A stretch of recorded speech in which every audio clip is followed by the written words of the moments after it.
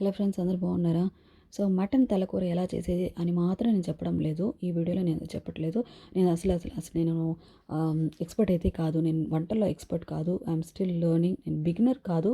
But still I'm learning. వంట అనేది అదొక సముద్రం లాంటిదని నా అభిప్రాయం. ఇలా చాలా ఉంది మనం నేర్చుకోవాల్సింది. సో ఎప్పుడు గాని మనం ఎక్స్‌పర్ట్ కాలేము. బట్ స్టిల్ నాకు వంట చేయడం అంటే ఇష్టం. అందులోను ఎక్స్‌పెరిమెంట్ చేయడం అంటే నాకు చాలా ఇష్టము. కాబట్టి నేను అప్పుడప్పుడు కొన్ని టిప్స్ ఫాలో అంటే కొన్ని విషయాలు నేర్చుకుంటూ కొన్ని టిప్స్ మీకు ఫాలో చేస్తున్నా మీకు అప్లోడ్ చేస్తున్నాను వీడియోస్ అన్నీ కూడా. అవన్నీ మీరు చూస్తున్నారని నేను అనుకుంటున్నాను. సో నా ఛానల్‌ని సబ్స్క్రైబ్ చేసుకోండి.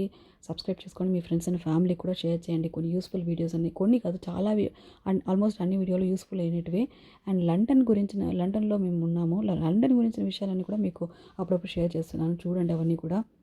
నేను ఏదైనా ఒక వీడియో పోస్ట్ చేస్తున్నానంటే కొన్ని ఏదైనా ఇన్ఫర్మేటివ్‌గా ఉంటే తప్ప నేను పోస్ట్ చేయను. సో అవన్నీ ఇన్ఫర్మేటివ్‌గా ఉండాలని నేను అనుకుంటున్నాను. అండ్ ఇక్కడ ఈ వీడియో ఏంటి అంటే, నేను ఎలా చేసేది మటన్, చికెన్ నేను చేసేది ఎలా అనేది మీకు చెప్తాను. సో మీరు కూడా అలా ట్రై చేసి చూడండి. నాకు అలా చేయడం వల్ల నాకు ఇంకా టేస్ట్‌గా వస్తుందేమో అని నేను అనుకుంటున్నాను. అదేంటంటే మటన్ గానీ, చికెన్ గానీ ఏదైనా ఉడికించేటప్పుడు నేను ప్రెషర్ కుక్కర్‌లో పెట్టను. నేను ఓపెన్‌గానే ఉడికిస్తాను.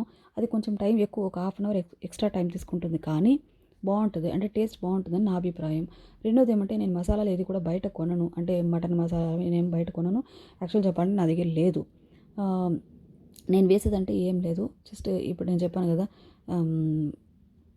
పట్టా, లవంగాలు, యాలకులు, బిర్యానీ ఆకులు, అల్లం వెల్లుల్లి పేస్ట్, ఉప్పు, కారము, ఆనియన్, టమోటాలు, ఇంతే. ఇంక దీని తప్ప నేను ఇంకేం పెద్దగా వేయను. ఇంకా అబ్బబ్బా అంటే ఇంకా నాకు తెలిసి ఇంకేం లేదనుకుంటా. ఇంతే, కరివేపాకు, కొత్తిమీర, ఇదే నేను వేసేది. నా దగ్గర గరం మసాలా గానీ ఇంకేం లేదు.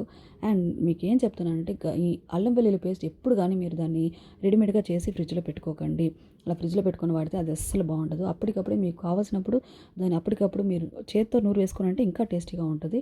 సో ఈ టిప్స్ మీకు యూస్‌ఫుల్‌గా ఉంటదని నేను అనుకుంటున్నా. అండ్ ఈ వీడియో యూస్‌ఫుల్‌గా ఉంటే మీ ఫ్రెండ్స్ అండ్ ఫ్యామిలీ కూడా షేర్ చేయండి. నెక్స్ట్ వీడియోలో మళ్ళీ చూద్దాము. అంతవరకు నా యూట్యూబ్ ఛానల్‌లో చాలా వీడియోస్ ఉన్నాయి, చూడండి. సబ్స్క్రైబ్ చేసుకోండి.